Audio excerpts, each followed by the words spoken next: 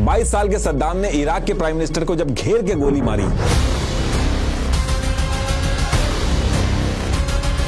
सद्दाम के बंदे जब यूएस प्रेसिडेंट बुश को कार बॉम्ब में उड़ाने के लिए जब कुवैत पहुंचे,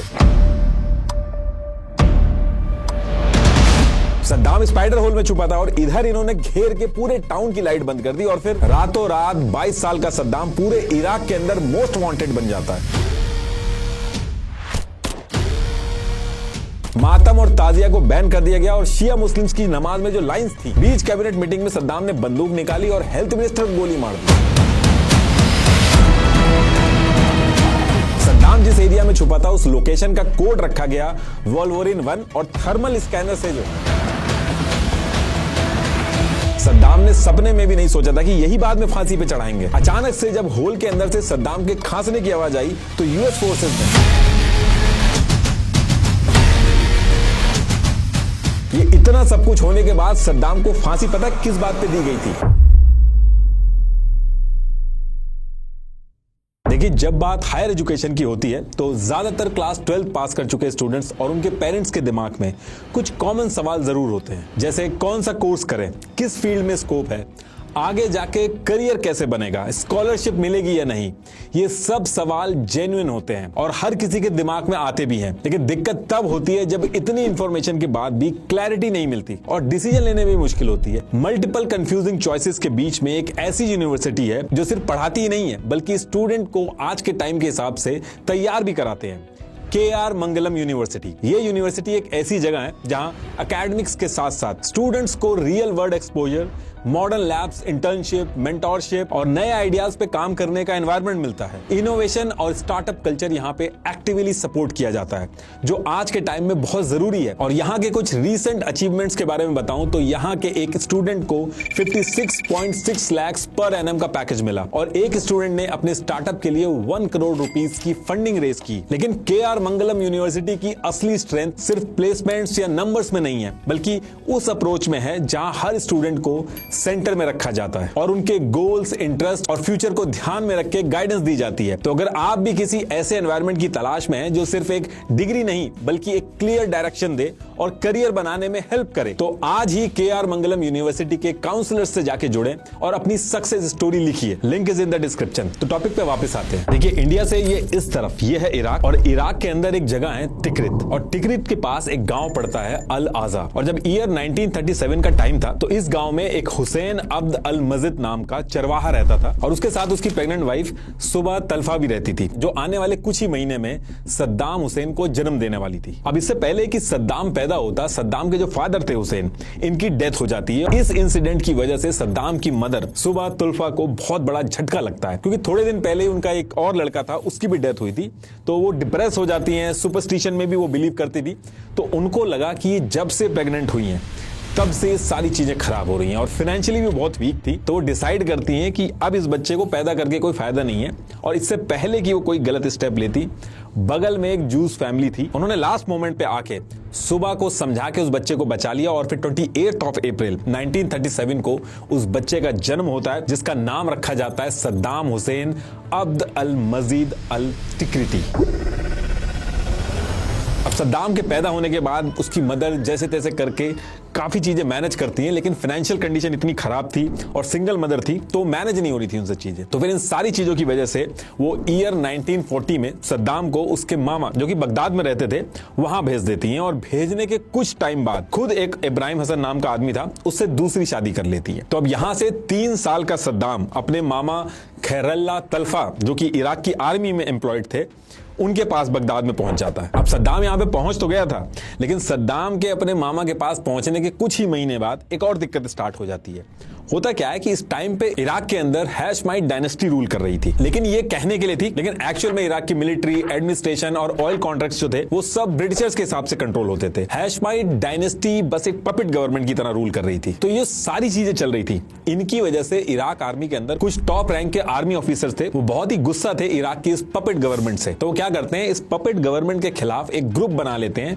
गोल्डन स्क्वायर नाम से, और इस ग्रुप को सद्दाम के मामा भी सपोर्ट कर रहे थे। तो जिस टाइम पे सद्दाम अपने मामा के पास पहुंचा था, उसी टाइम पे ये जो इराक के जो ऑफिसर्स थे जिन्होंने ग्रुप बनाया था गोल्डन स्क्वायर से, जिसमें सद्दाम के मामा भी थे, ये लोग अप्रैल 1941 में इराक की गवर्नमेंट पे हमला करके तख्तापलट कर देते हैं और हैशमाइट रूलर्स को हटा देते हैं। लेकिन ये चीज काम करती नहीं है, क्योंकि एक महीने के अंदर ही मई 1941 में ब्रिटिशर्स वापस हमला करते हैं और इन सारे ऑफिसर्स को जेल में उठा के डाल देते हैं और जो पुराने रूलर्स की गवर्नमेंट थी उनको वापस एस्टैब्लिश कर देते हैं। तो इसी टाइम पे सद्दाम के मामा भी जेल चले गए थे और इसी वजह से सद्दाम की मदर, जो दूसरी शादी कर चुकी थी, वो सद्दाम को वापस अपने पास बुला लेती है और सद्दाम वापस तिक्रित पहुंच के अपनी मदर और स्टेप फादर के साथ रहने लगता है। लेकिन सद्दाम का जो स्टेप फादर था वो सद्दाम को बहुत ज्यादा मारता था, खाने को नहीं देता था, पढ़ने की बजाय पैसा कमा के लाने को बोलता था और डेली चोरी करने के लिए भी भेजता था। ये सद्दाम की जिंदगी के सबसे टफ टाइम में से एक था। अब इसके कुछ टाइम बाद क्या होता है, ईयर 1947 में सद्दाम के मामा जेल से छूट के वापस आ जाते हैं। तो सेम ईयर जब 10 साल का सद्दाम था, वो अपने स्टेप फादर के घर से जान बचा के भाग के अपने मामा, जो कि बगदाद के अल खर्क मोहल्ला में रहते थे, वहां पहुंच जाता है और फिर धीरे धीरे सद्दाम यहीं पे अपने मामा के साथ रहना स्टार्ट कर देता है। अब इसके कुछ टाइम बाद सद्दाम के जो मामा थे वो सद्दाम को वहीं अल खर्क स्कूल था वहां पे एडमिशन करवा देते हैं। तो सद्दाम स्कूल में भी जाता था और खाली टाइम में छोटे मोटे काम करता था, जैसे सिगरेट वगैरह भी बीच बीच में बेचता था और पैसे कमाता था। और ये जो पूरा टाइम था, जैसे जैसे सद्दाम बड़ा हो रहा था, सद्दाम के ऊपर उसके मामा की जो आइडियोलॉजी थी उसका इन्फ्लुएंस पूरी तरीके से हो गया था। सद्दाम के मामा जो थे, ये अंग्रेजों ने जो पपेट गवर्नमेंट बैठा रखी थी इराक में, इसके बिल्कुल खिलाफ थे, प्रोटेस्ट करते थे, नेशनलिस्ट थे, सुन्नी सुप्रीमेसी और अरब यूनिटी में बिलीव करते थे कि ये वेस्टर्न कंट्रीज का इन्फ्लुएंस खत्म करो मिडिल ईस्ट से और सारे अरब देश मिलके एक देश बनाओ, एक फ्लैग रखो पूरे अरब देश का। और यही सेम आइडियोलॉजिकल फ्रेमवर्क सद्दाम की आइडियोलॉजी का भी मेन फाउंडेशन बन जाता है। सद्दाम अपने मामा को हीरो की तरह देखता था। गवर्नमेंट के खिलाफ जो प्रोटेस्ट वगैरह होते थे उसमें भी सद्दाम अपने मामा की तरह बहुत कम एज में जाने लगा था। सद्दाम का एक सपना था कि वो भी अपने मामा की तरह इराक आर्मी को ज्वाइन करेगा। इसके लिए उसने आर्मी के एंट्रेंस एग्जाम भी दिए, लेकिन सब में वो फेल हो गया। अब इसके कुछ टाइम बाद ईयर 1954 आता है और सद्दाम बड़ा हो जाता है। तो सद्दाम के मामा उसका admission college of law university of Baghdad में करवा देते हैं। और कॉलेज में जब सद्दाम पहुंचता है तो यहां पहुंचने के बाद एक स्टूडेंट लीडर की तरह सद्दाम बनने लगता है। इस टाइम पे सद्दाम ने अपने साथ स्ट्रीट बॉयज और लोकल गुंडे जो थे वो भी जोड़ लिए थे और जब गवर्नमेंट के खिलाफ प्रोटेस्ट होते थे तो अपने आदमियों के साथ ये गन लेके जाता था। और उस एरिया की जो लोकल शॉप्स वगैरह होती थी, जिनके दुकानदार गवर्नमेंट की पॉलिसी को सपोर्ट करते थे, इनको सद्दाम और सद्दाम के लोग जो थे वो मारते थे और शॉप बंद करने को कहते थे। तो एरिया के अंदर सद्दाम का दबदबा धीरे धीरे बनने लगा था। अब इसी टाइम पे एक चीज ऐसी होती है जो सद्दाम और इराक का फ्यूचर बदल के रख देती है। एक्चुअली हुआ क्या था, थोड़े ही टाइम पहले यानी कि 7 अप्रैल 1947 को सीरिया में कुछ लोगों ने मिलकर बाथ एक सोशलिस्ट पार्टी बनाई थी, जिसका एम था कि सारे अरब देश मिलके एक यूनाइटेड अरब नेशन बनाएंगे, एक फ्लैग होगा, एक आर्मी होगी, एक इकोनॉमी होगी और अंग्रेजों का ये जो इन्फ्लुएंस बढ़ता जा रहा है इसको एक खत्म करेंगे मिडिल ईस्ट से। बहुत ही कम टाइम में ये बाथ पार्टी जो थी इजिप्ट वगैरह आसपास के एरिया में फेमस होने लगी थी और इराक में भी लोग इस पार्टी के बारे में बहुत ज्यादा बात करने लगे थे। और ये जो बाथ पार्टी थी इसने अपनी ब्रांचेस इराक में भी बनाना शुरू कर दी थी। अब सद्दाम तो इस टाइम पे कॉलेज में था, उसको इस बाथ पार्टी के बारे में पता चलता है। अब सद्दाम इस बाथ पार्टी की आइडियोलॉजी से इतना इंप्रेस होता है कि जिस कॉलेज में वो था उससे ईयर 1955 में ड्रॉप आउट होके इस बाथ पार्टी को ज्वाइन कर लेता है। और सद्दाम की कोई पर्सनल लाइफ तो थी नहीं, तो सद्दाम दिन भर इसी बाथ पार्टी की मीटिंग करवाना, प्रोटेस्ट कराना, इनके कामकाज करना था। तो इसलिए बहुत ही कम टाइम में बहुत तेजी से ऊपर भी बढ़ रहा था इसी बाथ पार्टी में। बाथ पार्टी के लीडर सद्दाम को बहुत ही कम टाइम में पसंद करने लगे थे। अब देखिए इसके बाद आने वाले जो 3 साल थे, यानी कि ईयर 1955 से 1958 का जो टाइम था, इस टाइम पे इराक की सिचुएशन ये हो गई थी कि एक तरफ ब्रिटिश बैग हैशमाइट डायनेस्टी की गवर्नमेंट इराक के ऊपर रूल कर रही थी, दूसरी तरफ सद्दाम वाली जो बाथ पार्टी थी वो इराक की इस गवर्नमेंट को अपोज कर रही थी और छोटे छोटे प्रोटेस्ट कर रही थी उनके खिलाफ। तीसरी तरफ इराक आर्मी के कुछ ऑफिसर्स जैसे ब्रिगेडियर अब्दुल करीम कासिम और अब्दुल सलाम आरिफ, इन्होंने एक फ्री ऑफिसर्स ग्रुप बना के गवर्नमेंट के खिलाफ मोर्चा खोल दिया। और इराक की जो आम जनता थी वो भी गवर्नमेंट के खिलाफ हो चुकी थी। कुल मिला के सब ये चाहते थे कि कैसे भी करके जो ब्रिटिश बैग्ड पपेट गवर्नमेंट है ये यहां से हटे। और फिर 14 जुलाई 1958 को फाइनली वो दिन आता है और जैसा लोग चाह रहे थे वैसा हो जाता है। इराक आर्मी के जो ऑफिसर्स थे जिन्होंने ग्रुप बनाया था, फ्री ऑफिसर्स ग्रुप, जिसको आर्मी ऑफिसर कासिम और आरिफ लीड कर रहे थे, ये किंग फैजल और रॉयल फैमिली को मार के इराक के अंदर जो 37 ईयर पुरानी मोनार्की को खत्म करके तख्ता पलट कर देते हैं और खुद रूल करने लगते हैं। On the 14th of July, 1958, Iraq has witnessed a dramatic turn of events as the monarchy falls. The royal family, including King Faisal II, has been overthrown in a military coup. और ये जो दोनों army officer थे, कासिम और आरिफ, इनमें से Qasim prime minister और defence minister बन जाता है और जो आरिफ था वो डेप्यूटी पीएम बन जाता है। और बाथ पार्टी इस चीज को फुल सपोर्ट करती है क्योंकि वो ऐसे ही चाहती थी। अब ये जब चीजें हुई तो इससे हर कोई खुश था कि अब अरब यूनिटी आएगी, सारा जो मुस्लिम उम्मा है वो एक साथ होगा, जो पहले प्लान था इनका। लेकिन होता क्या है कि कासिम पीएम बनने के बाद ये जो अरब यूनिटी वाली बात थी उसको साइड करके एक नई चीज उसने शुरू कर दी जो किसी ने भी नहीं सोची थी। कासिम ने क्या किया कि सोवियत यूनियन यानी कि आज की जो रशिया है इसके साथ मिलकर मिलिट्री और इकोनॉमिक टाइज शुरू कर दिए, ऑयल और ट्रेड एग्रीमेंट साइन करने स्टार्ट कर दिए और सोवियत यूनियन के जो कम्युनिस्ट सिंपैथाइजर थे उनको इराक के कैबिनेट में रखना शुरू कर दिया। मतलब कि ब्रिटिशर्स से जैसे तैसे पीछा छूटा तो सोवियत यूनियन आ गया। अब यहां से बाथ पार्टी की जो लीडरशिप थी वो गुस्सा हो जाती है। इसके साथ साथ कासिम के साथ जो आरिफ था, जो इराक का डेप्यूटी पीएम बना था, उसको भी ये बात पसंद नहीं आई। और दूसरी तरफ दूर बैठा अमेरिका जो था वो भी गुस्सा हो जाता है कि ये पूरा ऑयल रिच इराक जो है वो सोवियत यूनियन के हाथ में जा रहा है। और फिर यहां से ईयर 1959 के स्टार्टिंग में एक नया गेम शुरू होता है। अमेरिका की CIA इराक की बाथ पार्टी के टच में आना शुरू कर देती है और बाथ पार्टी और CIA मिलके प्लान बनाते हैं ये जो कासिम है, जो हर चीज की जड़ है, इसी को रास्ते से हटाना होगा। और ये सारी चीजें मैं आपको बता रहा हूं, ये कोई कॉन्स्पिरेसी थ्योरी नहीं है। इन सब के जो एविडेंस है वो एस्टैब्लिश हो चुके हैं और जहां से मैं ये चीजें बोल रहा हूं उन सब के लिंक मैंने डिस्क्रिप्शन में लगा दिए हैं। Farmer US ambassador James Eakin ने ऑन रिकॉर्ड बोला कि उस टाइम CIA बाथ पार्टी के टच में आया। आगे चल के बाथ पार्टी के सेक्रेटरी जनरल अली साहली ने तो ऑफिशियली बोल डाला कि बाथ पार्टी इराक में पावर में इसलिए आई क्योंकि अमेरिका की CIA का सपोर्ट था। ईयर 1975 की चर्च कमेटी रिपोर्ट में भी ये सेम चीज कंफर्म की गई। बड़े बड़े हिस्टोरियंस जैसे ब्रैन, एरिक, इन्होंने CIA और बाथ पार्टी के रिलेशन के बारे में बार बार बताया। जितनी भी मीडिया रिपोर्ट्स हैं, आप छोटी सी भी गूगल सर्च करोगे आपको ये सारी चीजें मिल जाएंगी। तो अब यहां से CIA और बाथ पार्टी कासिम को मारने का प्लान बना लेती है और इसके लिए बाथ पार्टी सेलेक्ट करती है अपने सबसे काबिल और मेहनती मेंबर सद्दाम हुसैन को। और यही वो टाइम था जब सद्दाम CIA के ऑफिसर से टच में आया था पहली बार। इस टाइम पे सद्दाम को बिल्कुल आइडिया नहीं था कि आगे चल के यही अमेरिका सद्दाम को फांसी दिलवा के मारेगी।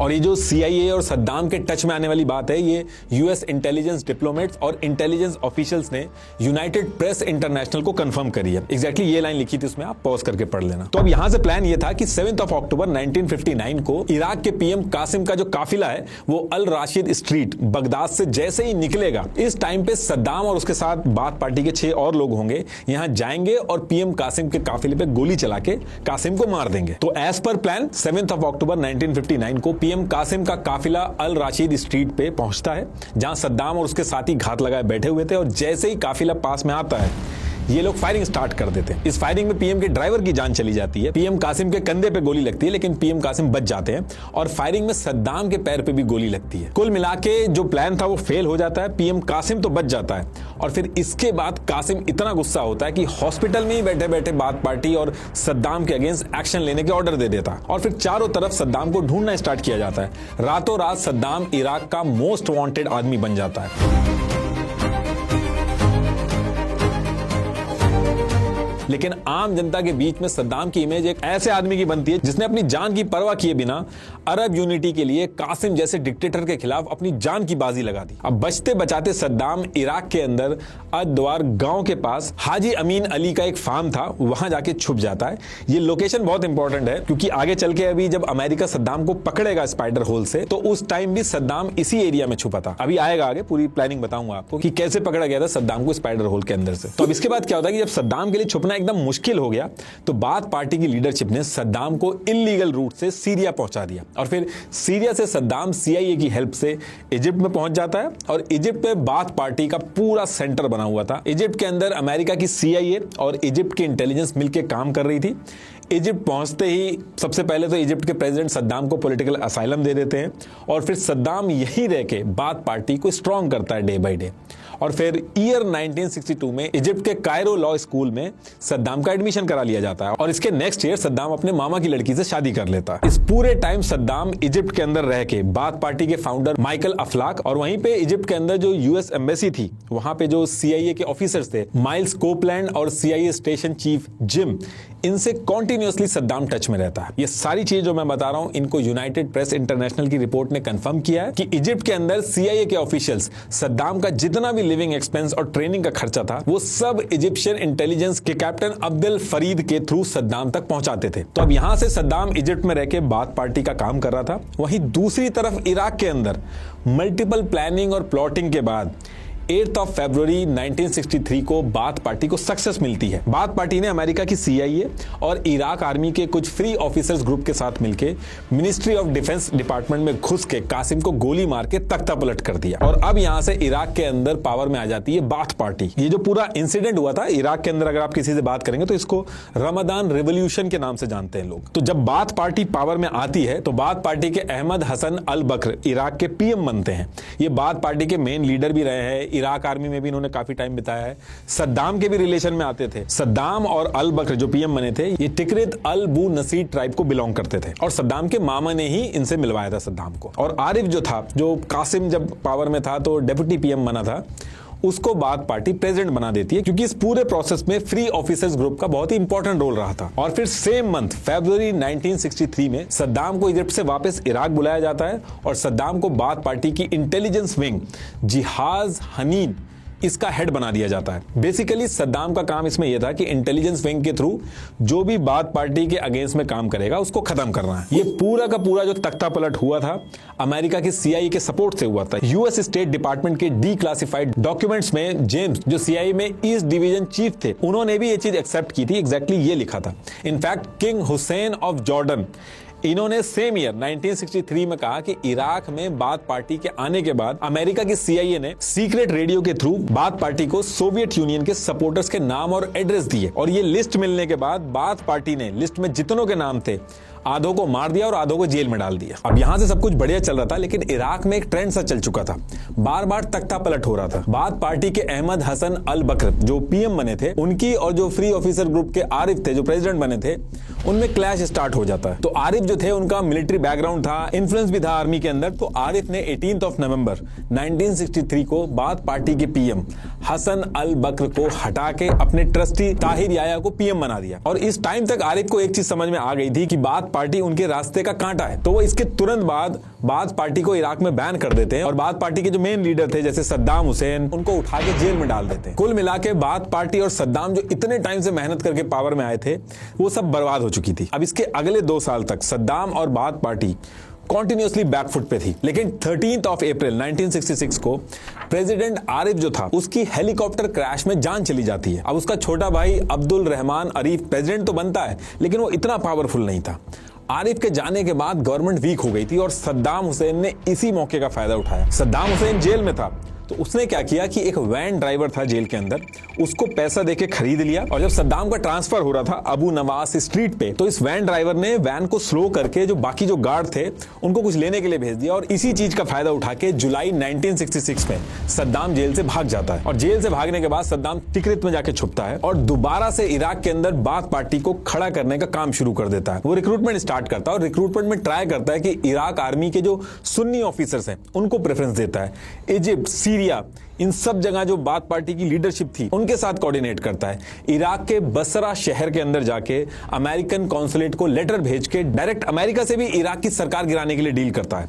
अगले 2 साल तक सद्दाम वहीं छुप के बाथ पार्टी के जो लीडर थे अहमद हसन अल बकर इनके साथ मिलकर प्लानिंग बनाता है और बाकी लोगों को जोड़ता है। और ये सारी मेहनत की थी सद्दाम ने 17 जुलाई 1968 को इसका फायदा होता है। सद्दाम इराक के अंदर तख्ता पलट करके दोबारा से बाथ पार्टी की सरकार बना देता है। जब बाथ पार्टी की सरकार बनती है तो अहमद हसन अल बकर प्रेसिडेंट बनते हैं और सद्दाम को सेकंड सबसे पावरफुल पोजीशन दी जाती है रेवोल्यूशनरी कमांड काउंसिल RCC, इसका डेप्यूटी चेयरमैन बनाया जाता है। और फिर इसके अगले ही साल सद्दाम जब 31 साल का था तो ऑफिशियली भी सद्दाम को इराक का वाइस प्रेसिडेंट बना दिया जाता है। अब यहां से सद्दाम की पार्टी और सद्दाम जब पावर में आए तो उन्होंने हर वो तरीका अपनाया ताकि बाथ पार्टी दोबारा पावर से ना जाए। वो किसी पे भी ट्रस्ट नहीं करते थे और अहमद हसन अल बकर नाम का प्रेसिडेंट था, सारे डिपार्टमेंट पे सद्दाम का कंट्रोल था। सद्दाम ने दैरत अल मुखबारत अल अम्मा इस नाम से इंटेलिजेंस ग्रुप बनाया और इसके 5 अलग अलग ब्रांचेस बनाई। इसकी फुल टाइम जॉब थी कि गवर्नमेंट की जितनी अलग अलग अलग ऑर्गेनाइजेशन है, इंक्लूडिंग इराक की मिलिट्री, सबको ट्रैक करके पता करना कि कौन सद्दाम के खिलाफ काम कर रहा है। इनफैक्ट आम जनता में भी अगर कोई सद्दाम के खिलाफ बात करता था तो सद्दाम को पता होता था। गवर्नमेंट के अंदर भी जितनी ऑर्गेनाइजेशन थी, जो भी ऑर्गेनाइजेशन जरूरत से ज्यादा पावरफुल होती थी या सद्दाम के लिए एक थ्रेट बन जाती थी, सद्दाम उसके हेड को या तो बदल देता था या जेल में डाल देता था। सद्दाम किसी पे भी ट्रस्ट नहीं करता था और हर डिपार्टमेंट में ट्राई करता था कि उसके रिलेटिव ही हेड बने और जो सद्दाम के लिए थ्रेट लगता था उसको रास्ते से हटा देता था। जैसे कहने के लिए प्राइम मिनिस्टर अब्द अर रज़ाक, ये एक बहुत बड़ी पोजीशन थी, लेकिन प्राइम मिनिस्टर अब्द रज़ाक सद्दाम के हिसाब से नहीं चल रहा था। तो सद्दाम इनके रूम में जाके इनके सर पे बंदूक लगाते हैं और पीएम की पोजीशन से हटा के यूके में भेज देते हैं और वहीं पे इस पीएम को मरवा दिया जाता है। अब इसके कुछ टाइम बाद 1 जून 1972 को सद्दाम ने एक ऐसी चीज की जिससे इराक का पॉलिटिकल और इकोनॉमिक लैंडस्केप जो था वो पूरी तरीके से बदल जाता है। उस टाइम पे क्या था कि इराक का जो ऑयल प्रोडक्शन होता था वो निकलता तो इराक में था, लेकिन उसकी ओनरशिप यूएस, ब्रिटेन और फ्रांस की कंपनीज ने एक फॉरेन कंसोर्टियम बना के अपने पास रखी थी, इराक पेट्रोलियम कंपनी,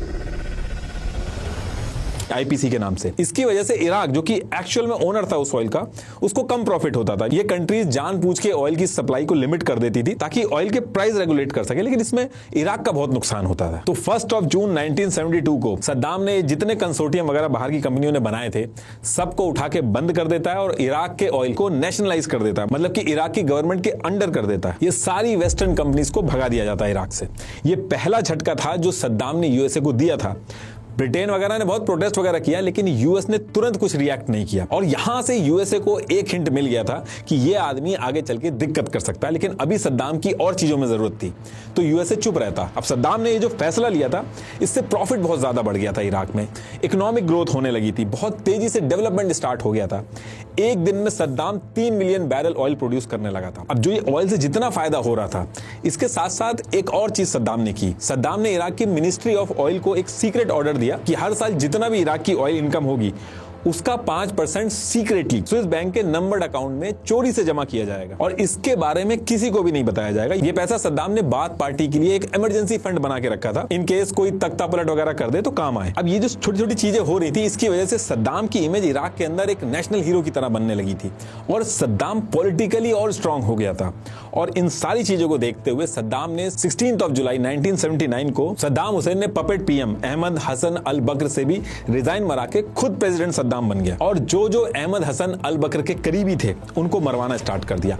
अल बकर सद्दाम का कजन था और सद्दाम के मामा ने अल बकर से मिलवाया था, इसलिए सद्दाम ने इसको जान से नहीं मारा, पीसफुली रेजिग्नेशन मरवा दिया। अब प्रेसिडेंट बनने के तुरंत बाद सद्दाम को अपनी इंटेलिजेंस एजेंसीज के थ्रू एक चीज पता चलती है कि जो पीएम अल बकर था इससे पहले, उसका एक सेक्रेटरी था, ये अपने साथ 68 और लोगों को लेके सद्दाम के खिलाफ प्लानिंग कर रहा था। तो 16 जुलाई 1979 को सद्दाम प्रेसिडेंट बनता है और 18 से 20 जुलाई 1979 को अल बकर का जो ये सेक्रेटरी था अब्दुल हुसैन मसद्दी, इसको सद्दाम उठा के पहले तो बहुत बुरा फिजिकल टॉर्चर करता है, फिर कन्फेशन कराता है कि इसने सद्दाम के खिलाफ क्या क्या किया। और ये करने के बाद 22 जुलाई 1979 को सद्दाम 400 टॉप लीडरशिप की एक हॉल के अंदर अर्जेंट मीटिंग करता है। ये 400 के 400 जो लीडर थे सद्दाम की जो गवर्नमेंट के अंदर थे, ये सारे प्रेजेंट रहते हैं। अब मीटिंग में पूरा हॉल भरा हुआ था, स्टेज के साइड में सद्दाम आराम से बैठ के सिगार पी रहा था। फिर स्टेज पे जो सेक्रेटरी था अब्दुल हुसैन मसादी, जिसने सद्दाम के खिलाफ प्लानिंग की थी, वो स्टेज पे आता है। सबके सामने अब्दुल हुसैन मसादी कन्फेशन करता है कि उसने कैसे सद्दाम के साथ गद्दारी की और कन्फेशन जैसे ही पूरा होता है अब्दुल हुसैन मसादी को फोर्सेज उठा के हॉल के बाहर मिलिट्री ट्रक खड़ा हुआ था वहां पे जाके भेज देती हैं। अब बगल में जो सद्दाम सिगार पी रहा था वहां से वो उठता है, उसके हाथ में एक लेटर होता है और माइक के पास पहुंच के लाइन से नाम पढ़ना स्टार्ट करता है। ये जो भी नाम ये पढ़ रहा था ये उन्हीं 68 लोगों के थे जो सद्दाम के खिलाफ गद्दारी कर रहे थे। अब जिसका जिसका सद्दाम नाम ले रहा था वो बंदा हॉल में खड़ा होता था और वो जैसे ही खड़ा होता था मिलिट्री फोर्सेस उसको उठा के बाहर मिलिट्री ट्रक था वहां पे डाल देती थी।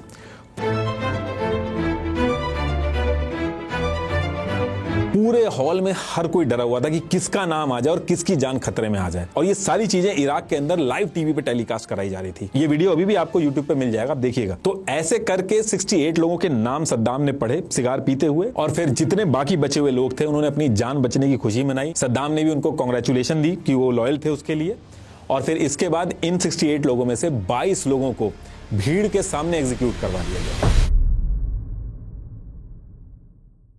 अब ये जो टाइम चल रहा था, इसी टाइम पे सद्दाम ने केमिकल वेपन के प्रोडक्शन पे भी काम स्टार्ट कर दिया था, जिसका नाम इसने प्रोजेक्ट 922 रखा था, जो आगे चल के सद्दाम के फॉल आउट का रीजन बनता भी आएगा आगे। अब देखिए, सद्दाम इराक के ऊपर रूल तो कर रहा था और बहुत ही पावरफुल पोजीशन पे भी था, लेकिन जितने टाइम बाथ पार्टी और ये सद्दाम इराक के अंदर पावर में थे, उनके ऊपर एक साइलेंट प्रेशर रहता था इराक की डेमोग्राफी को लेके। इराक के अंदर जो मेजॉरिटी थी वो शिया मुस्लिम्स की थी, 55 से 60% शिया मुस्लिम थे, और सुन्नी जो थे वो 15 से 20% थे, और बाथ पार्टी एक सुन्नी लेड पार्टी थी। तो इसलिए हमेशा इनके ऊपर एक प्रेशर और डर रहता था कि अगर इस चीज पे ढंग से ध्यान नहीं दिया या इस चीज को लाइटली लिया तो किसी ना किसी दिन एक शिया लीडर उठेगा, निकल के सामने आएगा और सद्दाम को पावर से हटा देगा। तो ये जो डेमोग्राफी का इम्बैलेंस था, इसको मैनेज करने के लिए सद्दाम ने कुछ चीजें भी की, जैसे इराक के अंदर जो भी ऑयल से प्रोडक्शन हो रहा था, जो पैसे आ रहे थे, शिया सुन्नी का पावर बैलेंस बनाने के लिए वो जो स्कीम्स आ रही थी उसको भी उसी तरीके से डिवाइड किया, शिया और सुन्नी के जो एरिया थे,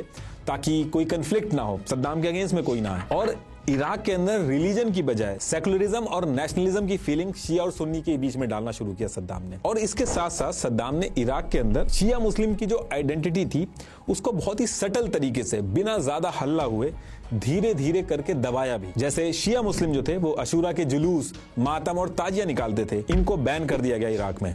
शिया मुस्लिम अजान के टाइम पे कुछ लाइन अलग बोलते थे तो उन पे भी बैन लगा दिया गया, लेकिन सुन्नी लोग जो अजान करते थे उनको बिना लाइन चेंज किए ऑफिशियली अलाउ किया गया। जो शिया मौलवीज थे कॉन्टिन्यूसली वो सर्वेलांस में रहते थे सद्दाम के। नजफ और करबला के जो शिया स्कॉलर्स थे उनको हाउस अरेस्ट कर दिया गया था, और जो इंटेलिजेंस डिपार्टमेंट था उसमें जो हेड पोजीशन थी उन पे भी सद्दाम के जो रिलेटिव या सुन्नी थे वही थे। यहां तक कि जो मुस्लिम रिलीजियस गैदरिंग भी होती थी उसको भी बैन कर दिया गया था इराक में, कि कहीं ऐसा ना हो कि ये रिलीजियस गैदरिंग जो है प्रोटेस्ट में कन्वर्ट हो जाए। तो ये एक चीज बाथ पार्टी और सद्दाम के अंदर हमेशा से एक डर बना हुआ था। और इसी टाइम पे यानी कि ईयर 1979 में एक और बड़ी दिक्कत खड़ी हो जाती है सद्दाम के सामने। इराक के पड़ोस में ईरान था, और ईरान के अंदर क्या था कि America backed Shah of Iran rule करता था, लेकिन सेम ईयर में ईरान के सारे लोग साथ में आए और ये जो America backed Shah of Iran था इसको हटा के आयतुल्ला खुमैनी को पावर में ले आए। अगर मेरी ईरान वाली वीडियो आपने देखी होगी तो उसमें सारी डिटेल्स मैंने ऑलरेडी बताई हैं आपको कि ईरान के अंदर कैसे इस्लामिक रिवॉल्यूशन हुआ था। अब सद्दाम ने जब ये देखा, उसके जस्ट बगल में ही जहां शिया लोग मेजॉरिटी में हैं, उन्होंने अपने सेकुलर डिक्टेटर को हटा के एक रिलीजियस लीडर आयतुल्ला खुमैनी को बैठा दिया। तो सद्दाम बहुत ज्यादा घबरा गया था कि ये सेम मॉडल इराक के अंदर भी ना रिपीट हो जाए, क्योंकि इराक भी शिया मेजॉरिटी देश था जहां पे सद्दाम एक सुन्नी डिक्टेटर था। और सद्दाम का जो डर था वो और ज्यादा तब बढ़ने लगा जब आयतुल्ला खुमैनी ने पावर में आने के बाद डायरेक्ट धमकी भी देना स्टार्ट किया। उन्होंने कहा कि सेम चीज हम बाकी देशों में भी करेंगे।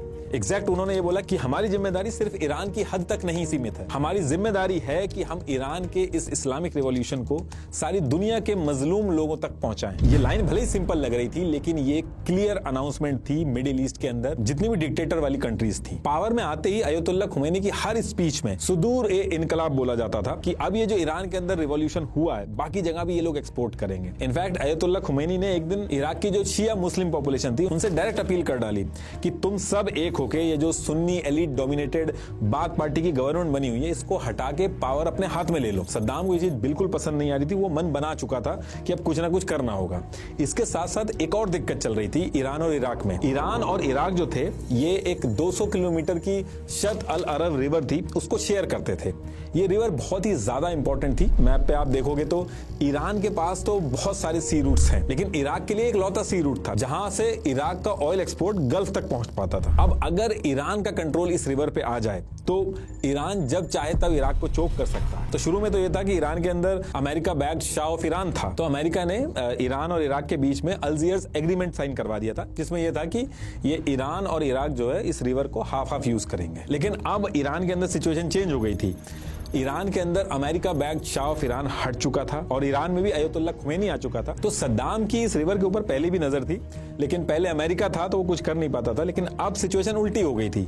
अब उल्टा अमेरिका इराक की तरफ हो गया था। तो सद्दाम को लगा कि ये टाइम सबसे सही है ईरान के ऊपर हमला करने के लिए, क्योंकि अभी अभी तख्ता पलट हुआ है, जो रिजीम है इनकी नई नई है, ये लोग वीक हैं, ऊपर से अमेरिका का भी सपोर्ट मिलेगा, क्योंकि अमेरिका भी ईरान के अंदर से अयतुल्ला खुमैनी को हटाना चाहता था। तो 17 सितंबर 1980 को सद्दाम ने अनाउंस किया कि ये जो सद अल अरब रिवर है, जो एग्रीमेंट पहले हुआ था, वो कुछ नहीं माना जाएगा, पूरी रिवर अब इराक की है। और फिर 22 सितंबर 1980 को सद्दाम हमला कर देता है ईरान के ऊपर। ठीक है, सद्दाम को ये लग रहा था कि बहुत ही कम दिनों में ईरान से वो जीत जाएगा, लेकिन ऐसा हुआ नहीं। धीरे धीरे सिचुएशन टफ हो गई और इराक के लिए ईरान से जीतना भारी पड़ता गया। और जब ऐसा हुआ तो यूएस जो था वो सद्दाम के सपोर्ट में आया। यूएस ने सद्दाम को आर्म सप्लाई किए, हेलीकॉप्टर और जेट्स अवेलेबल कराए, $5 बिलियन अलग से लोन दिया, सैटेलाइट इमेजेस जो थी वो भी शेयर की सद्दाम से। सद्दाम के पास ईरान की मिलिट्री की एक मूवमेंट की इंफॉर्मेशन थी। इनफैक्ट यूएस के इंटेलिजेंस ऑफिसर खुद बगदाद में पहुंच के रियल टाइम टैक्टिकल एडवाइस दे रहे थे। इराक ये वॉर ईरान से जीत जाए, इसके लिए यूएस ने सीआईए के डायरेक्टर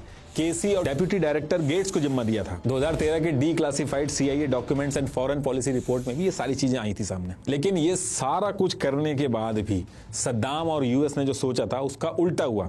ईरान हार ही नहीं मान रहा था, एक स्टेलमेट जैसी सिचुएशन बन गई थी। और इराक के अंदर भी कई ऐसे शिया मेजोरिटी वाले इलाके थे जहां पे ईरान जाके सपोर्ट ले रहा था उनसे। तो कई ऐसे इलाके इराक में हो गए थे जहां सद्दाम के खिलाफ बातें होने लग गई थी। तो सद्दाम क्या कर रहा था कि उन इलाकों में जा जाके रैली वगैरह भी करता था, उनको मोटिवेट करता था। तो सद्दाम ने 8 जुलाई 1982 को एक शिया मेजोरिटी इलाका था दुजैल नाम से, वहां जाके लोगों को मोटिवेट करने का प्लान बनाया था। अब जब सद्दाम का काफिला दुजैल में पहुंचा तो यहाँ पे एक शिया मेजोरिटी की दावा पार्टी थी, उसके कुछ लड़ाके जो थे वो सद्दाम के इस काफिले पे फायरिंग कर देते हैं।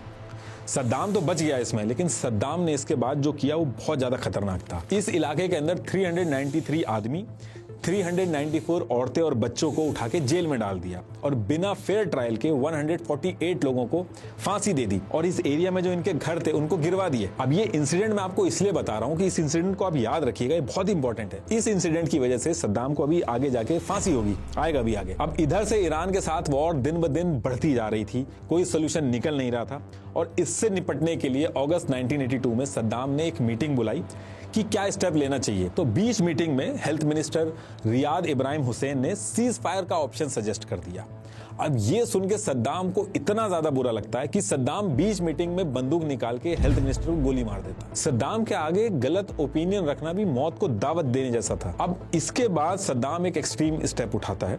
इस ईरान इराक वॉर से निपटने के लिए सद्दाम ने ईरान बॉर्डर पे chemical war agent, sulphur, mustard gas, ये सब डालना शुरू कर दिया। और जैसे ही डाला वहां पे लोगों की स्किन जलने लगी, लोग अंधे होने लगे। और जब ईरान की आर्मी जब पीछे हटने लगी तो सद्दाम को ये तरीका और अच्छा लगा। फिर सद्दाम ने ईरान बॉर्डर पे जो सरदश्त वाला एरिया था वहां पे केमिकल गैस के बम मार दिए। 130 लोग मर गए और 8000 लोग डिसेबल हो गए। और सेम टाइम पे इराक के अंदर कुर्दिश टाउन हलबजा था। इस टाउन के अंदर शिया मुस्लिम थे जो ईरान के सपोर्ट में थे। सद्दाम ने इराक के अंदर जो हलबजा के लोग थे इनको कहा कि ये लोग इराक के साथ गद्दारी कर रहे हैं। और इस गद्दारी की सजा देने के लिए सद्दाम ने 16 मार्च 1988 को पूरे शहर के ऊपर एयरक्राफ्ट से केमिकल बम गिरा दिए। Sarin, VX nerves gas, mustard gas, ये सब डाल दी गई। पूरे हलबजा के लोग मरने लगे, किसी के मुंह से खून आ रहा, कोई अंधा हो गया, हजारों में लोग मर गए, 10,000 से ज्यादा तो डिसेबल हो गए थे। अब इसके बाद जो फोटोग्राफर्स थे, जो न्यूज वाले थे, उन्होंने जो फोटोग्राफ्स थी हलबजा की, उनके विजुअल्स वगैरह दुनिया भर में भेजे। कहीं माँ की बॉडी से बच्चा चिपटा हुआ है, वो मर गया वहां पे। तो ये सारी इमेजेस देख के पूरी दुनिया हिल गई थी। आप अभी भी सर्च मारोगे तो गूगल पे आपको मिल जाएंगी ओरिजिनल इमेजेस। ईयर 1988 आते आते 350 केमिकल मारे गए, जिसमें 1 लाख से ज्यादा कैजुअलिटी हुई। और ये जो सारे केमिकल हमले हो रहे थे इसके बारे में यूएसए को पता था। In fact US defence intelligence agency DIA ने जो सद्दाम को टारगेटिंग पैकेजेस दिए थे जिसमें ईरान ट्रूप्स की लोकेशन थी, उसका यूज करके सद्दाम ने केमिकल हमले किए। एनपीआर की 2013 की रिपोर्ट में भी ये चीज मेंशन है। डीक्लासिफाइड CIA फाइल्स 2007 to 2009 से भी ये सारी चीजें कंफर्म हुई कि 1983 में अमेरिका के CIA को इराक के केमिकल हमले के बारे में पता था, लेकिन यूएसए जानबूझ के चुप रहा। केबल डेटेड 4 नवंबर 1983, मेमो 1984, हर चीज में मेंशन है कि यूएस को पता था केमिकल बॉम्ब के बारे में। ये उनकी ओरिजिनल कॉपीज है, आप एक बार पॉज करके पढ़ लेना। और इसके साथ साथ जब ये सारे केमिकल हमले हो रहे थे तो ईरान बहुत ज्यादा घबरा गया था, तो वो यूएन में पहुंचा मदद के लिए। लेकिन अमेरिका की CIA के डायरेक्टर विलियम केसी ने सेक्रेटरी ऑफ स्टेट के साथ मिलकर यूएन के अंदर इस पूरे मामले को होल्ड करवा दिया। अब इसके बाद 8 साल तक ये ईरान वॉर चलती रही। और जब सब समझ गए कि इससे अब कोई सोल्यूशन नहीं निकलेगा तो फिर 28 अगस्त 1988 को यूएन सिक्योरिटी काउंसिल रेजोल्यूशन 598 को दोनों कंट्रीज ईरान और इराक दोनों मान लेती हैं और सीज फायर हो जाता है। इस 8 साल की लड़ाई में सद्दाम को 1 इंच भी जमीन नहीं मिली, उल्टा $130 बिलियन का कर्जा ऊपर से चढ़ गया। बहुत बड़ा अमाउंट था ये, इराक की जीडीपी का 1000%। लेकिन सद्दाम ने इराक में ऐसे दिखाया इस चीज को जैसे वो वॉर ही जीत गया। सद्दाम ने जो ईरान के हथियार वगैरह पकड़े थे उनको मीडिया और टीवी वगैरह में दिखाया, और जो टेक्स्ट बुक वगैरह थी उसमें सद्दाम को एक हीरो की तरह दिखाया गया। अब देखिए, ईरान और इराक की वॉर तो खत्म हो गई, लेकिन जिन आसपास के सुन्नी देशों ने सद्दाम को वॉर लड़ने के लिए ईरान के खिलाफ पैसा दिया था, जैसे सऊदी ने $25 बिलियन दिए थे, कुवैत ने $14 बिलियन दिए थे, वो अपना पैसा वापस मांगने लगे। तो सद्दाम ने ये बोला कि ये जो ईरान के खिलाफ मैंने लड़ाई लड़ी, ये तुम सबकी लड़ाई मैंने अकेले लड़ी, वरना ईरान की शिया रिजीम तुम्हारी लीडरशिप को भी गिराती और तुम्हारे देशों में भी पहुंचती। इराक ने ईरान को लड़के उसको वहीं पे रोक दिया है, लेकिन कुवैत माना नहीं। उसने कहा कि जो उसने पैसा उधार दिया है वो उसको वापस चाहिए। अब देखिए, सऊदी जो था उसको यूएस का भी सपोर्ट था, और सऊदी एक बड़ा देश था। सद्दाम ने सोचा सऊदी को बाद में देखेंगे, पहले कुवैत को इराक के अंडर ले लेते हैं। और कुवैत के ऊपर सद्दाम की नजर बहुत पहले से ही थी। एक तो कुवैत में रिसोर्सेज बहुत ज्यादा थे, दूसरा शत अल अरब वाला जो रिवर का जो इशू था ईरान के साथ, वो तो इस लड़ाई में सॉल्व नहीं हुआ। लेकिन अगर कुवैत इराक के अंडर में आ जाता तो सी रूट वाली जो प्रॉब्लम थी इराक की वो भी खत्म हो जाती, और कुवैत जहां पे इतने रिसोर्सेज हैं वो भी इराक के अंदर आ जाते हैं, और जो उधार देना पड़ रहा है वो भी नहीं देना पड़ता। तो कुल मिला के सद्दाम को कुवैत के ऊपर हमला करके इराक में मिलाने के अलावा और कोई सोल्यूशन उस टाइम पे दिख नहीं रहा था। तो अब इसके बाद सबसे पहली चीज सद्दाम क्या करता है, वो कहता है कि ये जो कुवैत है ये ओपेक के जो रेगुलेशन है उनको फॉलो नहीं कर रहा है, जिसकी वजह से इराक का बहुत बड़ा नुकसान हो गया है। एक्चुअली ओपेक मिडिल ईस्ट की रिच ऑयल कंट्रीज जो है उन्होंने एक एसोसिएशन बना रखा है ऑयल प्रोडक्शन और प्राइस को रेगुलेट करने के लिए। अगर एक देश सस्ता बेचेगा और दूसरा महंगा बेचेगा तो इससे सस्ते में जो बेचेगा उसको फायदा होगा। तो ऐसी प्रैक्टिसेस करने से ऑयल के जो रेट है वो खराब होते हैं। तो ओपेक ने एक रेगुलेशन बना रखी, सबको वही चीज फॉलो करनी होती है। अब सद्दाम ने कहा कि कुवैत ने जो रेगुलेशन फॉलो नहीं की है ओपेक की, और ऑयल जो है उसने ज्यादा प्रोड्यूस कर लिया, जिसकी वजह से ऑयल प्राइसेस $18 से गिर के $11 हो गए, और इसकी वजह से इराक का $7 बिलियन का नुकसान हुआ। और इसके साथ साथ सद्दाम ने कहा कि कुवैत जो है वो स्लैंट ड्रिलिंग करके इराक का तेल चुरा रहा है। मतलब कि कुवैत ने अपनी बॉर्डर के पास जमीन के नीचे मशीन डाल के सीधा नीचे ले जाने की बजाय तेल के पाइप इराक की टेरिटरी के अंदर मोड़ के इराक का तेल चुरा लिया, जिससे $2.4 बिलियन का नुकसान हो गया। तो अब उल्टा कुवैत को पैसे वापस देने हैं, और अगर पैसे नहीं दिए तो सद्दाम हमला करेगा। अब यहां से बहुत ज्यादा टेंशन बढ़ जाती है, सबको लगने लगता है कि अब यहां से दोबारा से वॉर होगी। तो 25 जुलाई 1990 को यूएस एम्बेसडर एप्रैल गैलेस्पाई बगदाद में आके मीटिंग करते हैं, समझाने की कोशिश करते हैं सद्दाम को, लेकिन सद्दाम नहीं मानता है और 2 अगस्त 1990 को कुवैत पे हमला कर देता है और उसको अपने अंडर में ले लेता है। अब यहां से यूएस के इंटरेस्ट हर्ट होने लगे और सद्दाम का बुरा टाइम चालू होने लगता। इससे पहले तो यूएस साथ में था, लेकिन जब यूएस अगेंस्ट में होता है तो ये यूएन वगैरह सब अगेंस्ट में होती है। जिस दिन सद्दाम ने किया कुवैत पे, सेम डे 2 अगस्त 1990 को यूएन कंडेमनेशन रेजोल्यूशन 660 पास करके सद्दाम को वार्निंग दी जाती है कि तुरंत के तुरंत कुवैत से बाहर निकलो, और इसके साथ साथ इराक के ऊपर बहुत भारी सैंक्शन लगाए जाते हैं। लेकिन सद्दाम मानता नहीं है और फिर 8 अगस्त 1990 को कुवैत पे कब्जा कर लेता। अब सद्दाम ने ये जो अपनी मनमानी चलाई, इसके खिलाफ 17 जनवरी 1991 को यूएस अपने साथ 42 और देशों को लेके ऑपरेशन डेजर्ट स्टॉर्म शुरू कर देता है और सद्दाम को कुवैत से बाहर कर देता है। लेकिन सद्दाम इसको भी इराक में दिखाता है कि ये वॉर भी उसी ने जीती है, और इराक के अंदर अपनी लीडर की इस्लामिक लेजिटिमेसी के लिए अपने खून से कुरान भी लिखवाता है। इराक इस टाइम पे 2 वॉर लड़के एकदम वीक हो चुका था, और यूएस के सैंक्शन की वजह से कहीं ऑयल भी नहीं बेच पा रहा था। पूरे इराक के अंदर लोगों की हालत बहुत ज्यादा खराब हो गई थी। यूनिसेफ और FAO के ऑफिशियल रिकॉर्ड के हिसाब से ईयर 1995 से 1996 के बीच में लगभग 2.27 लाख से लेके 5.67 लाख तक बच्चे सिर्फ भूख और दवा की कमी से मर गए। यूएस के अगेंस्ट जाते ही सद्दाम की इमेज पूरी दुनिया के अंदर एक विलन की तरह बन गई। अब देखिए, यूएस ने कुवैत के अंदर से सद्दाम को बाहर तो कर दिया था, लेकिन यूएस की प्रॉब्लम सॉल्व नहीं हुई थी। यूएस की प्रॉब्लम तब सॉल्व होती जब सद्दाम इराक के अंदर से हटता या फिर यूएस के हिसाब से चलता। देखिए, यूएस जो है वो आज सुपर पावर है, वो उसको दिमाग में रख के नहीं चलता है।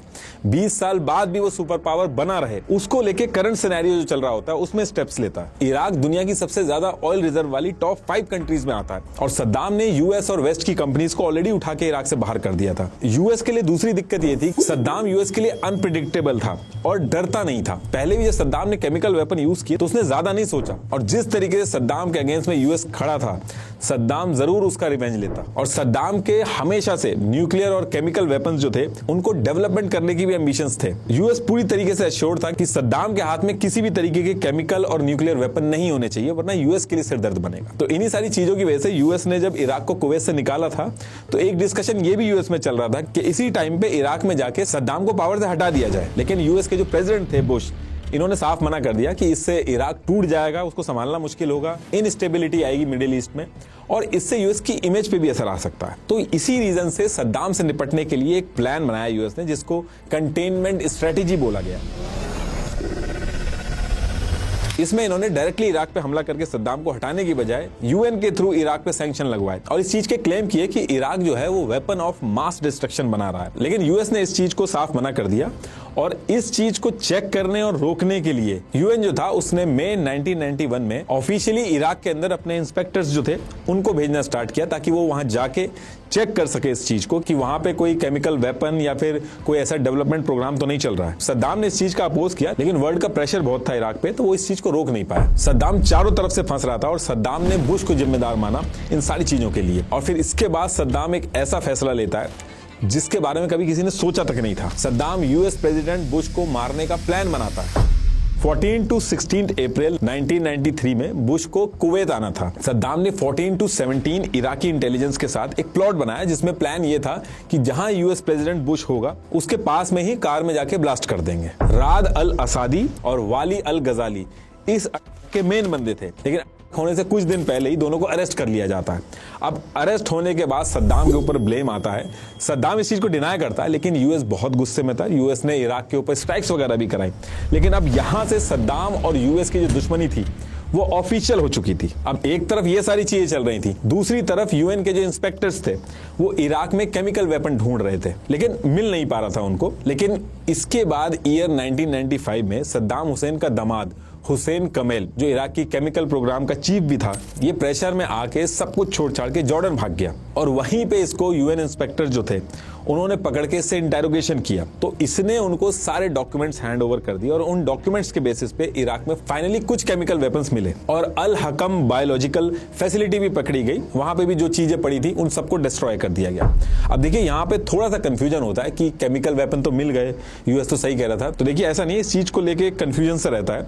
यूएस का जो क्लेम था जिसके लिए इतना बड़ा इंस्पेक्शन चल रहा था वो ये था कि सद्दाम नए वेपन ऑफ मास डिस्ट्रक्शन बना रहा है, नए स्टॉक पाइल्स रेडी कर रहा है और ऑनगोइंग रिसर्च करके केमिकल और न्यूक्लियर वेपन बना रहा है। लेकिन ये जो केमिकल वेपन पकड़े गए थे ये ईयर 1991 से पहले के थे, जो 1980s में ईरान और इराक की वॉर हुई थी उसके जो लेफ्ट ओवर वेपन थे, जो डिग्रेडेड थे और इनइफेक्टिव थे। अब इसके कुछ टाइम बाद ईयर 1998 के बाद सद्दाम भी फ्रस्ट्रेट हो गया था, तो उसने यूएन के जो इंस्पेक्टर वगैरह थे इनको भी इराक से भगा दिया था, उनकी एंट्री बंद कर दी थी और जो सैंक्शन वगैरह भी लगे थे उसको लेके भी सद्दाम ने इलीगल तरीके से कुछ देशों को ऑयल बेचना स्टार्ट किया। तो कुल मिला के यूएस ने ये जो पूरा प्लान बनाया था, जो पॉलिसी बनाई थी सद्दाम के लिए, ये इनइफेक्टिव होती जा रही थी। तो इससे निपटने के लिए 31 अक्टूबर 1998 को president bill Clinton Iraq liberation act of 1998 लेके आए और पूरी दुनिया के सामने अनाउंस किया कि वो इराक के अंदर से सद्दाम को हटा के रिजीम चेंज करेंगे। अब एक तरफ ये सारी बातें चल रही थी कि सद्दाम को हटाया जाएगा, इसके लिए प्लानिंग बनेगी, तो इसी बीच क्या होता है,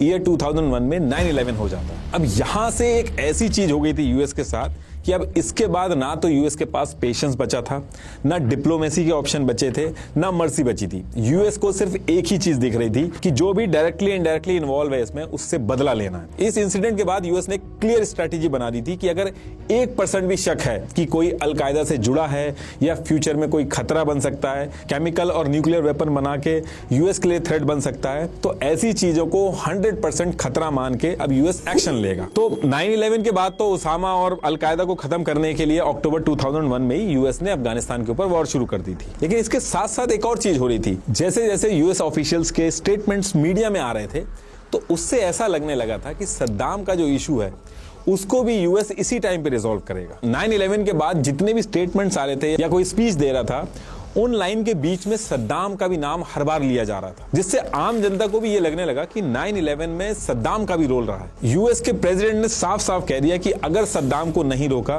तो अगला 9/11 केमिकल और न्यूक्लियर वेपन से होगा। बुश, कॉलिन, चेनी, कॉन्डोलिजा राइस कॉन्टिन्यूसली ये लोग अपने स्टेटमेंट्स में बोलने लगे कि सद्दाम के पास जो केमिकल वेपन है वो अलकायदा को भी दे सकता है। इसके साथ साथ यूएस ने कुछ सर्कमस्टांशियल प्रूफ्स भी रखे जिससे ये कहा गया कि सद्दाम का भी लिंक हो सकता है 9/11 में। लेकिन ये सारे जो प्रूफ दिए थे ये अजम्पशंस पे बेस्ड थे, कोई डायरेक्ट लिंक एस्टैब्लिश नहीं हो पाया था कि 9/11 में सद्दाम डायरेक्टली इन्वॉल्व था। जैसे 9 दिसंबर 2001 को यूएस वाइस प्रेसिडेंट चेनी ने कहा कि 9/11 का हाईजैकर मोहम्मद अट्टा प्राग में इराकी इंटेलिजेंस ऑफिसर्स अहमद अल अनी इससे मिला। और इसके कुछ टाइम बाद बुश और चेनी ने दोबारा बोला कि 1994 में ओसामा बिन लादेन और इराकी ऑफिशियल्स सुदान में मिले और इसी टाइम पे इराक ने केमिकल वेपन की ट्रेनिंग भी ऑफर की ओसामा को। इस चीज को यूएस की 9/11 कमीशन जो थी उसने भी कंफर्म किया, लेकिन प्रूफ सामने नहीं रखे कि एक्चुअल में इराक ने सिर्फ ऑफर किया या सच में ट्रेनिंग दी। और फिर जून 2002 में कॉलिन ने यूएन में खड़े होकर बोला कि अलकायदा का जरकवी इराक के बगदाद में नेटवर्क चला रहा था। लेकिन बात सारी ये थी कि आगे चल के यूएस की जो भी 9/11 कमीशन और सेनेट इंटेलिजेंस कमेटी थी, जितनी भी रिपोर्ट्स आई उसमें एक भी डायरेक्ट एविडेंस नहीं मिला कि सद्दाम का कोई ऑपरेशनल रोल भी था 9/11 में। लेकिन यूएस रुकता नहीं है और फिर 10 मार्च 2003 को यूएस प्रेसिडेंट बुश जो थे वो अनाउंस करके सद्दाम को 48 आवर का टाइम देते हैं कि कैसे भी करके 48 आवर्स में इराक छोड़ के जल्दी से जल्दी सद्दाम चला जाए। और अगर सद्दाम नहीं गया इराक से 48 आवर्स के अंदर तो यूएस इराक के ऊपर हमला कर देगा। लेकिन सद्दाम इस चीज के बाद साफ कह देता है कि इराक लड़ने के लिए तैयार है यूएस से। और फिर जब सद्दाम इराक छोड़ के नहीं जाता है तो 9 मार्च 2003 को यूएस अपने F-117 स्टेल्थ बॉम्ब एयरक्राफ्ट को बगदाद में भेज के सबसे पहले जो सद्दाम का प्रेसिडेंशियल पैलेस था वहां पे बैक टू बैक गिराना शुरू कर देता है। यूएस को लग रहा था कि सेम डे सद्दाम को ये लोग मार देंगे, लेकिन ऐसा बिल्कुल नहीं था। सद्दाम ने पहले से ही पूरी प्लानिंग करके रखी थी। उसने से बचने के लिए बहुत ही स्ट्रांग बंकर बना रखे थे कि हिरोशिमा और नागासाकी जैसे जो वो भी अगर उस पर गिराए जाते तो वो भी वो झेल सकते। तो यूएस ने जब हमला किया तो सद्दाम जो है वो इन्हीं बंकर्स में छुप गया, उसको कुछ हुआ नहीं। अब 1 अप्रैल 2003 तक यूएस फोर्सेस बगदाद में घुसना स्टार्ट कर देती हैं और इराक की जो रेगुलर आर्मी थी उन्होंने लड़ना छोड़ दिया था, उन्होंने अपनी ड्रेस चेंज कर दी थी। गवर्नमेंट ऑफिसर्स जो थे वो भी अपने काम से हट गए थे। 4 लाख लोग जो गवर्नमेंट के लिए काम कर रहे थे वो all of a sudden unemployed हो गए थे। तो इराक के अंदर जो पूरा मैनेजमेंट चल रहा था वो लोकल इराक के अंदर जो ट्राइब्स थी वही अपने अपने एरिया संभाल रही थी। लॉ और ऑर्डर कुछ बचा ही नहीं था इराक के अंदर। अब इसके बाद 10 अप्रैल 2003 को सद्दाम अपने दोनों बेटे, ड्राइवर और जो लॉयल लीडरशिप थी उसकी बगदाद से भाग के 110 किलोमीटर साउथ में रमादी सिटी की तरफ भाग जाता है। अब इसके बारे में भी यूएस को पता चलता है। यूएस रमादी सिटी में भी गिराना चालू करती है, लेकिन वहां से भी सद्दाम बच के निकल जाता है। और फिर इसके बाद सद्दाम एक रिश्तेदार था सद्दाम का, टिकरेट में रहता था, उसका एक हदोशी फार्म था, वहां जाके सद्दाम छुप गया था। सेम टाइम पे यूएस फोर्सेज जो थी वो इराक के अंदर बाथ पार्टी के जितने भी मेंबर थे उनके ऊपर क्रैकडाउन कर रही थी, वो सब भी भाग रहे थे। अब सेम वीक के अंदर यूएस के पास फिर से इंटेल पहुंचता है कि सद्दाम अब हदोसी फार्म में पहुंच चुका है। यूएस फोर्सेस हदोसी फार्म में पहुंचती हैं, लेकिन वहां से भी सद्दाम बच के निकल जाता है। और जब यूएस फोर्सेस हदोसी फार्म पहुंचती हैं तो वहां से उनको 9 मिलियन कैश मिलता है। ये उसकी फोटो है। अब इसके बाद सद्दाम जो पूरे लोग रह रहे थे उनको 2 ग्रुप में बांट देता है। अपने बेटे उदाय और कुसाई को नॉर्थ इराकी सिटी मौसूल में एक विला था उसमें छुपा देता है। लेकिन वहां भी एक दिक्कत खड़ी हो जाती है। जो विला का मालिक था उसने $30 मिलियन के इनाम के लालच में यूएस फोर्सेस को इंटेल दे दी। तो इंटेल मिलते ही 22 जुलाई 2003 को यूएस 101 एयरबॉर्न डिवीजन और special operation task force 121 Saddam के दोनों बेटों को मार देती हैं। इस इंसिडेंट से सद्दाम बहुत ज्यादा गुस्से में था। उसने रिएक्ट नहीं किया, बस इतना बोला कि मेरे दोनों बेटे इराक के लिए शहीद हो गए। लेकिन यूएस फोर्सेस जो थी वो सद्दाम को नहीं पकड़ पा रही थी। सद्दाम को पूरे इराक में ढूंढ ढूंढ के परेशान हो चुकी थी। अब इसके कुछ टाइम बाद US army intelligence officer major Brian Reid Maddox जो थे उनको बुलाया जाता है। और मेडॉक्स क्या करते हैं, जो इतने दिनों से सद्दाम के जो बड़े बड़े आर्मी ऑफिसर थे, लीडर थे, यूएस की सारी फोर्सेस उनसे पूछताछ कर रही थी, वो इस पैटर्न को ही चेंज कर देते हैं। वो इसको चेंज करके कहते हैं कि सद्दाम के पैदा होने से लेके अभी तक सद्दाम के जितने भी क्लोज रिलेटिव्स हैं, कुक, ड्राइवर, इन सब को ढूंढो, उसके बचपन से जाके पता करो कि किन किन के वो टच में था, इनको ढूंढो और इनसे इंटेरोगेशन स्टार्ट करो। तो ऐसे करके टोटल 300 लोग मिलते हैं जिनका लिंक सद्दाम के बचपन से जुड़ा हुआ होता है,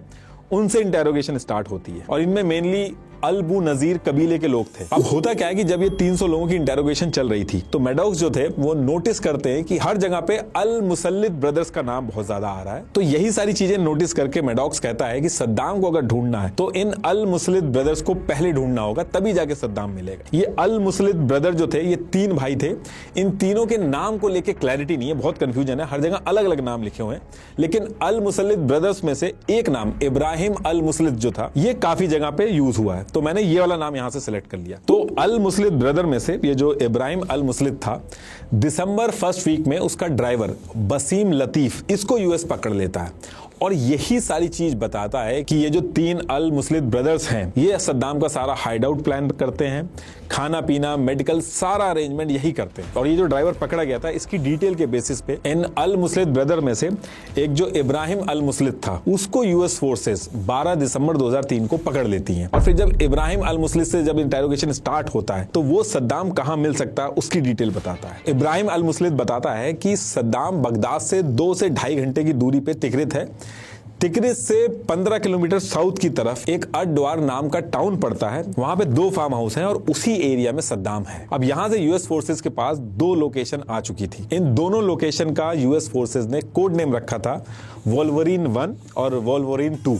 और बिना टाइम गवाए नेक्स्ट डे यानी कि 13 दिसंबर 2003 को यूएस फोर्सेस सद्दाम के लिए ऑपरेशन रेड डॉन लॉन्च कर देती हैं। 12 दिसंबर 2003 को ही रात में सारी प्रिपरेशन हो गई थी और फिर 13 दिसंबर की शाम को 6 बजे टिग्रिस रिवर के किनारे हाईवे 21 के पास के रास्ते से करीब 600 यूएस सोल्जर्स, हेलीकॉप्टर्स, डॉग्स, इनके साथ 2 ग्रुप में ये दोनों फार्म्स की लोकेशन जिनका कोड वर्ड वोल्वरिन 1 और वोल्वरिन 2 था वहां ये पहुंच जाते हैं। ये मैप में देखिए ये 2 लोकेशन थी, वो चारों तरफ से इस एरिया को घेर लिया था। अब यहां पहुंचने के बाद यूएस फोर्सेस 7:45 पे पूरे अद द्वार की इलेक्ट्रिसिटी कट कर देती हैं ताकि अंधेरे में बाकियों को दिक्कत हो और इन लोगों के पास तो ऑलरेडी नाइट विजन ग्लासेस वगैरह थे। और इस पूरे एरिया की चारों तरफ से मॉनिटरिंग स्टार्ट हो जाती है। नीचे थर्मल स्कैनर से पूरा का पूरा सर्च ऑपरेशन जारी था। अब इसके बाद करीब 8:15 पे जो दूसरी साइड वाला फार्म हाउस था जिसका कोड वर्ड था वोल्वरिन 2, वहां से 2 आदमी घबरा के झाड़ियों की तरफ भागना शुरू करते हैं। जैसे तैसे करके यूएस फोर्सेस उनको पकड़ लेती है। इनमें से एक सद्दाम का कुक था और दूसरा कुक का कजन था। इनसे इंटेरोगेशन स्टार्ट करके पूछा जाता है कि सद्दाम है कहां पे, लेकिन ये दोनों कुछ बताते नहीं है। अब जब ये इंटेरोगेशन चल रही थी तो इनकी नजर वोल्वरिन 2 लोकेशन जो थी उससे 300 मीटर दूर एक एल शेप की झोपड़ी पे जाती है जहां छोटे छोटे रूम और किचन थे। ये किचन की फोटो है और इसके अंदर जब ये घुसते हैं तो इनको 2 AK-47 और 7.5 लाख यूएस डॉलर मिलते हैं। और इसके बगल में एक बोट भी मिलती है, ये उसकी फोटो है। ये सारी चीजें तो मिल गई थी लेकिन सद्दाम आखिर में है कहां ये किसी को नहीं पता चला था। कॉन्टिन्यूअसली पूरी की पूरी भीड़ सद्दाम को हर तरफ ढूंढ रही थी। डॉग्स जो थे वो भी नहीं पता लगा पा रहे थे और जो कुक पकड़ा गया था वो भी एकदम अड़ा हुआ था, वो भी कुछ नहीं बता रहा था। और फिर थक हार के ये जो पूरा ऑपरेशन था जिसके हेड थे जेम्स हिकी, ये क्या करते हैं अल मुसल्लिद ब्रदर्स में से जो इब्राहिम अल मुसल्लिद पकड़ा गया था, देखिए नाम जो है आपको कहीं कहीं पे अलग मिल सकता है, तो इस इब्राहिम अल मुसल्लिद को वोल्वरिन 2 लोकेशन पे बुलाया जाता है और सद्दाम का कुक जो पकड़ा गया था उसके सामने लाके खड़ा कर दिया जाता है। सारी की सारी फोर्सेज जो थी वो इब्राहिम अल मुसल्लिद के ऊपर प्रेशर बना रही थी कि तुमने ही ये लोकेशन दी थी, यहाँ पे सद्दाम है कहां पे। और बहुत देर माथापच्ची करने के बाद अल मुसल्लिद जो था वो एक मैट पड़ी हुई थी उसकी तरफ एक हाथ से इशारा कर देता। मैट बहुत पुरानी सी थी लेकिन उसके नीचे की जो जमीन थी वो थोड़ी अलग थी। अब उस मिट्टी को जब हटाया गया तो उसमें से एक छोटी सी रस्सी सी निकलती है, फिर उसको खींचा जाता है तो 2 हैंडल जैसी एक चीज सामने आती है। थोड़ा और हटाया जाता है तो थर्माकोल निकलता है, ये उसकी इमेज है। और नीचे गए तो एक होल दिखता है जिसमें से खांसने की आवाज आती है। अब जैसे खांसने की आवाज आती है तो सारी टीम पोजीशन ले लेती है और इराकी अमेरिकन इंटरप्रेटर को बुलाया जाता है तुरंत वहीं पे। और उसी टाइम पे फिर नीचे से एक आदमी की आवाज आती है, मैं सद्दाम हुसैन हूं, इराक का चुना हुआ प्रेसिडेंट, मैं बात करने के लिए तैयार हूं। 8:26 पे सद्दाम को ऊपर निकाल लिया जाता और फिर निकलने के बाद भी सद्दाम चुप नहीं रहता है, बहस करता है और तलाशी के टाइम पे भी धक्का मुक्की होती है, लेकिन फिर उसको पुश करके नीचे ग्राउंड पे गिराया जाता है। तब उसके मुंह से ब्लड आता है, तब थोड़ी देर के लिए वो चुप रहता है। फिर एक ऑफिसर ने उसी टाइम पे फोटो भी खिंचवाई है, उसकी फोटो है। ये फोटो जब उसका मेडिकल हो रहा था तब की है। अब सद्दाम को पकड़ने के बाद यूएस जो थी वो अगले साल यानी कि जून 2004 तक सद्दाम को बगदाद के एयरपोर्ट के पास एक सीक्रेट लोकेशन पर रख के कॉन्टिन्यूअसली इंटरोगेशन करती है। सद्दाम ने पूरे टाइम यही बोला कि 9/11 से उसका कोई लिंक नहीं है, है, उसने कोई नया केमिकल वेपन या प्रोग्राम नहीं लॉन्च किया है। और फिर सेम मंथ यानी कि 30 जून को यूएस सद्दाम को उसी टेम्परेरी गवर्नमेंट को दे देता है। और फिर इसके बाद सद्दाम के ऊपर कोर्ट का केस चलाया जाता है। सद्दाम ने जो भी किया था उन सारी चीजों में से सद्दाम को जो असल में फांसी मिली, तो वो जो मैंने ईयर 1982 वाला जो दुजैल वाला जो केस बताया था, जहां सद्दाम ने बल्क में फांसियां दी थी, उसके लिए सद्दाम को फांसी की सजा सुनाई जाती है 5 नवंबर 2006 को। और 30 दिसंबर 2006 को सद्दाम को फांसी देके नेक्स्ट डे यानी कि 31 ऑफ दिसंबर 2006 को, जहां उसका बचपन बीता था अल औजा तिक्रित में, वहां पे उसको दफना दिया जाता।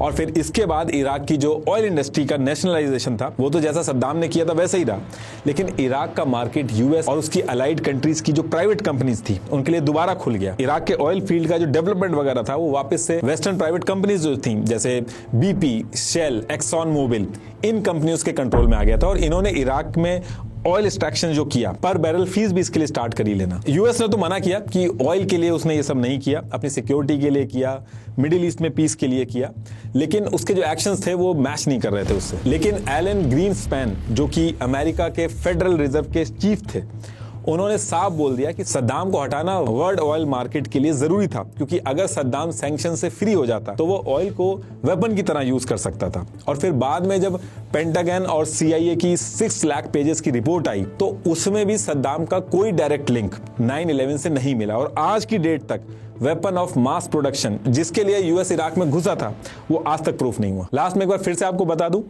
आज ही KR मंगलम यूनिवर्सिटी के काउंसलर से जुड़े और अपनी सक्सेस स्टोरी लिखिए। लिंक मैंने डिस्क्रिप्शन में दे दिया। Thank you.